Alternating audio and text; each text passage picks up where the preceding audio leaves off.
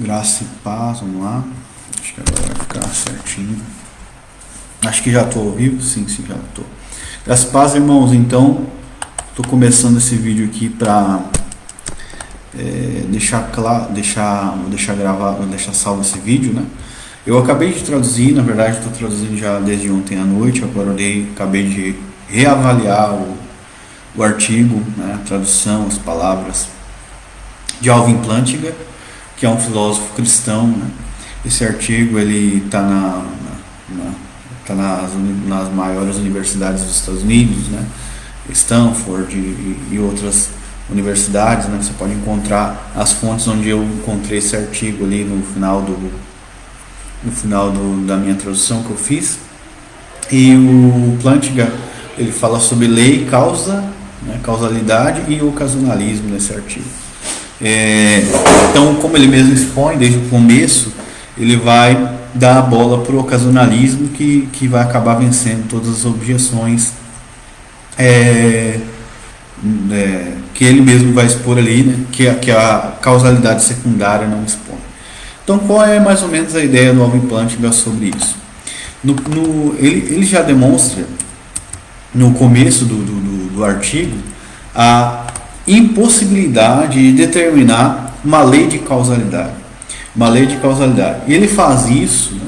Se você pega ali o artigo e lê na íntegra, vou ler alguns trechos aqui, tá?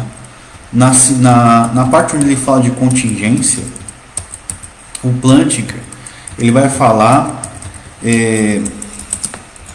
por exemplo, causalidade secundária é talvez a maneira de pensar do senso comum sobre matéria. Normalmente consideramos em muitos objetos criados que eles podem causar mudanças em outros objetos criados. Eu posso causar uma fileira de dominó cair exercendo uma pequena força sobre o primeiro. Então, cada dominó faz com que o dominó seguinte caia ao acertá-lo. Você percebe que a fonte epistemológica para a causalidade secundária é a experiência sensorial, ou seja, o empirismo. A pessoa ela cria sua metafísica, o pessoal da causalidade secundária, como correntista, tomista, esses caras, eles criam a sua metafísica a partir da experiência sensorial, experiência empírica, e a partir dela, então, desenvolvem a experiência, eu vejo um dominó caindo no outro, derrubando o outro, então logo existem causas secundárias, Deus faz tudo através de causalidade secundária, enfim. Então, mas isso é um salto lógico, o Plantinga vai dizer por quê, né? Então ele vai dizer aqui, então eu faço né, cada dominó vai caindo, né, conforme eu acerto primeiro. Ele também diz, eu posso causar uma bola de bilhar, bater em outra bola de bilhar e ela vai rolando, né? Isso faz, mas é isso que faz com que a bola role, ou seja, esse meu evento que faz com que a bola chegue onde deva ir, ou o dominó caia. Se você pegar o senso comum, né, ele fala que isso é muito reducionista. Ou é melhor, o evento todo ele é produzido por esse outro objeto. O primeiro seria uma questão de causalidade do agente, o segundo uma causa do evento. Esta maneira de pensar também tem pedigree histórico e é totalmente desenvolvido por Tomás de Aquino, como é costume dele, seguiu Aristóteles, no entanto tem problemas e dificuldades. Quais os problemas e dificuldades que Alvin Plantinga nota na questão de causalidade secundária, que eu ataco já faz tempo? Os problemas que ele nota é o seguinte: a principal dificuldade é a ideia de criaturidade e causalidade obscura, né? Então, por exemplo, assim, claro que podemos usar outra terminologia, podemos falar de forças ou poderes fazendo isso ou aquilo, mas nós realmente entendemos algumas dessas locuções quando falamos. Existe um conceito ou ideia razoavelmente clara e coerente associado com esses termos. Dói concordar com Hammer, que ele fala de David Hammer, mas ele está certo aqui? Ele não está certo aqui? Ou seja, que essa ideia de causalidade ela é só indutiva, ou seja, você percebe no mundo físico, então deduz que não. Então é assim que funciona toda a mecânica da realidade, ela é feita através de causas secundárias. Então Deus deve fazer isso também, né? Ou seja, cria então uma lei em cima da experiência empírica, onde você que move o objeto, não existe causação de Deus direta em cada evento, só uma causação através de causas secundárias, né? E ele vai negar isso, né? Vamos lá. Ele vai dizer aqui, né? Deixa eu ver aqui. Nós apenas vemos a primeira bola rolar e bater na segunda, justaposta a ela, e ouvimos barulho, né? Mas, além disso, nós não podemos explicar de que maneira necessária os dois eventos se relacionam. O que seria a ideia dessa causação? Claro que podemos apenas considerar esse exemplo primitivo ou outros, né, recusando-se a dar uma explicação para isso. Então eu simplesmente digo que há uma causa primária e uma segunda e não preciso explicar. É isso, né? Então, mas o Alvin Plantinga se recusa a aceitar isso. Não, aceite isso e deu. Não, mas novamente é claro, isso realmente não ajuda. Se nós realmente não entendemos essa ideia de causalidade criatural, não vai adiantar mais ainda tomá-la como primitivo. Então, não, isso é primitivo, você tem que aceitar isso, né? Mas se nós não conseguimos explicar a ideia de causalidade, entendeu? Nos seus pormenores, os efeitos, então nós não podemos de maneira nenhuma reduzir isso como tem que aceitar isso, engole, deu. Então ele vai dizer aqui, alternadamente podemos tentar seguir Immanuel Kant, que acordando, né, por Rame do seu sono dogmático, argumentou que a causalidade deve ser uma espécie de prisma. Isso é Immanuel Kant, tá? Então, causalidade é uma espécie de prisma ou lente através da qual olhamos para o mundo, uma espécie de ideia que impomos ao mundo, uma que o mundo, como ele é, né, como o mundo é realmente, não mostra. Mas novamente, isso não ajuda realmente. Então, qual é o argumento de Immanuel Kant sobre isso?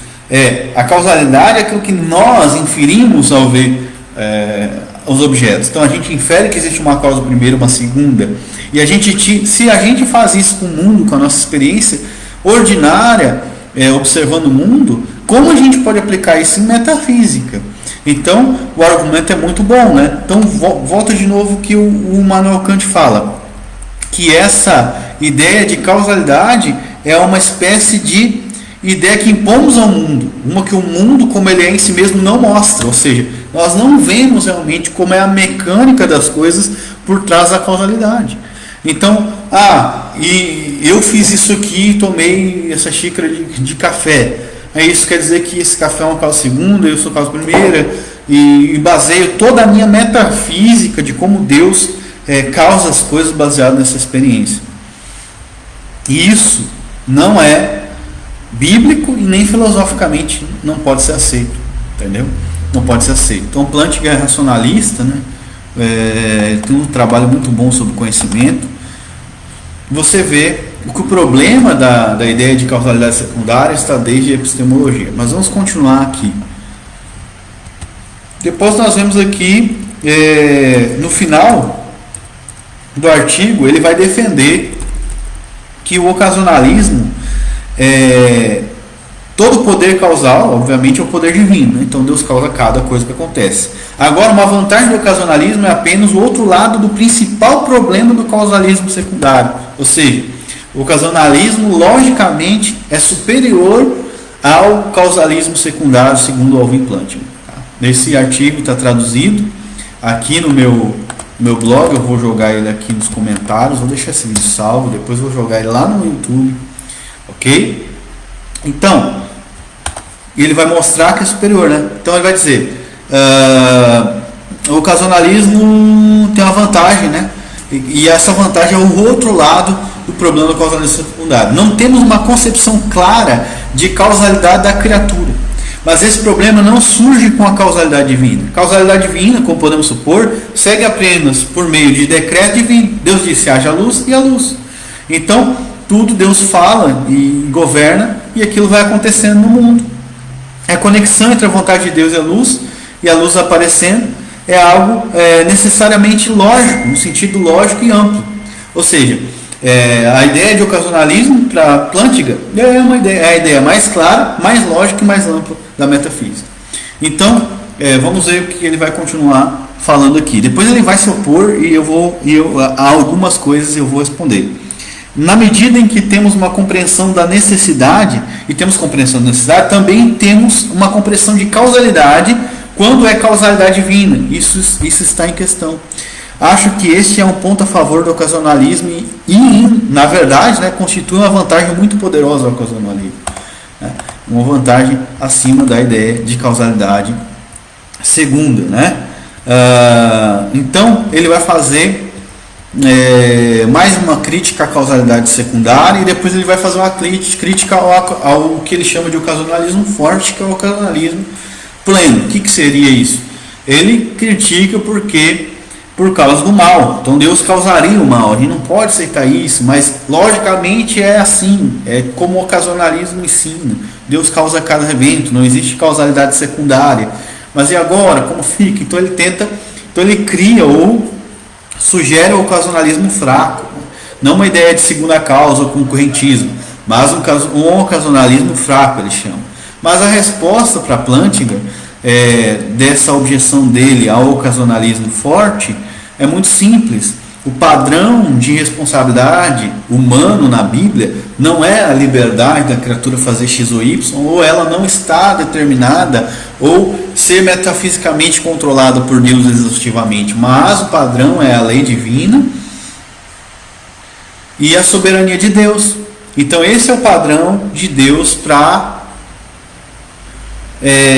responsabilizar o homem. O homem não é responsabilizado porque ele tem capacidade ou ele pode agir de forma diferente, né, em tal evento. Então a objeção inclusive a objeção dele, ela vai apelar para a tradição cristã, mas ele mesmo vai falar, ele mesmo vai falar ali no final que quer ver? Ele vai falar que isso, né, no ocasionalismo, no entanto, existe, no final do artigo, aquela ideia intuitiva de que causação direta de Deus sobre o mal se encaixa menos, né, do que menos em ele ser bom do que a indireta. Então ele está dizendo aqui que essa ideia de que Deus causar o mal é algo ruim não é lógica, ela causar o mal diretamente.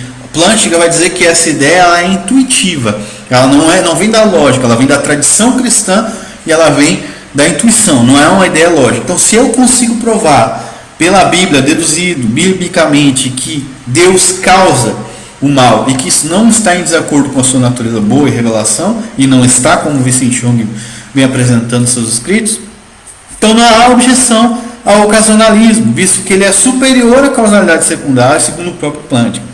Tá? Eu vou fazer durante a semana, se Deus quiser e me permitir, mais vídeos de mais artigos ainda de outros que vão dizer e demonstrar que o ocasionalismo ele é filosoficamente superior à ideia atomista de causalidade, que é uma porcaria, porque não existe como provar uma lei de causalidade pela experiência empírica, não existe como provar, ok? Então vamos continuar aqui só para concluir. Então o que o Plantinga vai dizer? O problema com o ocasionalismo é um menor problema do que com a causalidade secundária, muito menor, um problema lógico, né, de causalidade secundária que eles têm. O ocasionalismo não tem, Deus causa tudo. A resposta é muito simples, não tem malabarismo filosófico, não entra em problema de indução, não entra no problema noético que Immanuel Kant fala, né, que eu já citei desde o princípio. Então você vê, filosoficamente, aí alguém vem falar que o ocasionalismo ele não é algo levado a sério no campo acadêmico. Isso chega a ser hilário, né, mano? Então temos aqui Alvin Plantinga falando que logicamente o ocasionalismo ele tem vantagem. Inclusive ele mesmo prefere abraçar ou ter um compromisso com o que ele chama de ocasionalismo fraco. Por quê? Porque a ideia de causalidade secundária e concorrentismo ele joga fora. Então ele rejeita o tomismo, a metafísica tomista, e rejeita, obviamente, Aristóteles nessa questão de causalidade. Ok? Então Plantinga ele não aceita como válido o concorrentismo filosoficamente. Tá? Então as pessoas gostam de apelar à autoridade, eu vou fazer isso a semana inteira. Vocês vão ver que filosoficamente a ideia de causalidade não se sustenta por causa do problema da indução. Então, esse artigo que eu traduzi vai estar aí nos comentários, e no YouTube vai estar também nos comentários do YouTube. Então, as pessoas vão poder ler ele na íntegra, tirar suas próprias conclusões. Depois eu aconselho que leia as obras do Jung para responder a questão do problema do mal, que é a única questão que o Plantinga ele dá para trás. Né? Por quê? Porque ele assume a ideia tradicional, questão do problema do mal, mas ele não diz que Deus se torna o que ele causa, não cai no panteísmo, ele não é tão idiota, né? O Plantinga, ele vê que o ocasionalismo não cai em panteísmo, né? A ideia do Plantinga não é Deus seria tudo, a ideia dele não é isso, né? Isso é uma coisa de um estúpido, quem fala isso é estúpido, não entende, né? Então Deus causará tudo não é o mesmo que Deus ser tudo, inclusive isso é uma blasfêmia você falar isso, você não atribuir controle a Deus e atribuir a Deus ele ser aquilo que ele causa, como se o oleiro fosse como o barro. Mas vamos lá. Depois nós vamos ver aqui. Eu fiz alguns comentários, né? Perceba que depois de ter percebido que o ocasionalismo tem uma forte sustentação metafísica, Alvin Plantinga começa a falar como o barro de Romanos 9. Por que me fizeste assim? A resposta de Paulo não é que a responsabilidade está fundamentada na capacidade ou liberdade da criatura em relação metafísica ao oleiro, mas que o oleiro mestre tem o direito de fazer isso. Essa é uma reação comum da maioria dos cristãos. Todavia, eu manterei a tradução até o final do artigo do Plantinga nos seus diversos argumentos em prol do ocasionalismo até então. Então, por que eu mantive a tradução? Para demonstrar que a única objeção dele mesmo é a do problema do mal, que o Vincent Chong já respondeu, né? Não é a objeção de que Deus seria a criatura, né? Mas que Deus causaria o mal. Isso faria de Deus o causador do mal. Então tem que ter na Bíblia algum texto que diga que Deus não pode ser aquele que causa o mal ou causa uma criatura para praticar o mal. Ok? Tem um texto que diz que Deus não tenta ninguém, mas isso é óbvio, porque se Deus manda você, que nem ele mandou Abraão, vai lá e mate o seu filho, você não está sendo tentado por Deus. É impossível ser tentado por Deus, porque quando ele ordena algo, aquilo se torna automaticamente algo que você deve obedecer, um preceito. Então Deus não tem como tentar, mas Deus pode decretar as coisas, como ele decreta tudo, né? Não só pode, como ele decreta. Depois eu digo, Deus determina cada coisa, seja a boa ou má que acontece no universo. E ocasionalistas fortes, como Plantinga diz, já responderam essa questão. Veja, Vincent Chong, o artigo Problema do Mal. 12. Depois de dar tantos passos para frente, Plantinga assume o padrão não cristão de moralidade baseado na tradição e não justifica sua afirmação diretamente das Escrituras. Volto a lembrar que a única objeção que ele levantou até agora contra o ocasionalismo forte é que ele seria, o agente seria determinado por Deus que causaria o mal. Então a única objeção dele é essa. Não há uma objeção lógica. E ele mesmo chama essa objeção de intuitiva no final do artigo. Ele mesmo chama. Interessante isso, né? Ele foi honesto pelo menos em seus, por mais que ele está retrocedendo, ele foi honesto em suas objeções. Ou seja, ele não vê nenhuma objeção na necessidade ou necessidade de uma segunda causa para o mal. Plantinga não vê.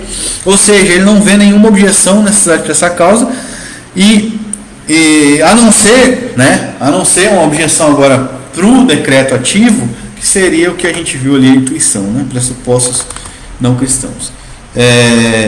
Depois, Plantinga reconhece o poder lógico do ocasionalismo. O único motivo dele ter diversiar é por causa desses padrões éticos, etc. E ele rejeita o tomismo. Então, deixa esse vídeo salvo, vou largar ele lá no meu YouTube.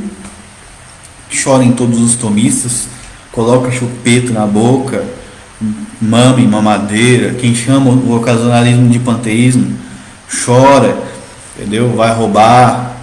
E depois se Deus quiser, né, conforme a semana, eu vou fazer umas outras traduções de outros textos, né? Deus não descarta possibilidade nenhuma, né? O Plantinga nem ele aceita essa viagem. Enfim, né, cara? Embora seja no molinista. Esse artigo de 2014, eu acho, deixa eu ver aqui.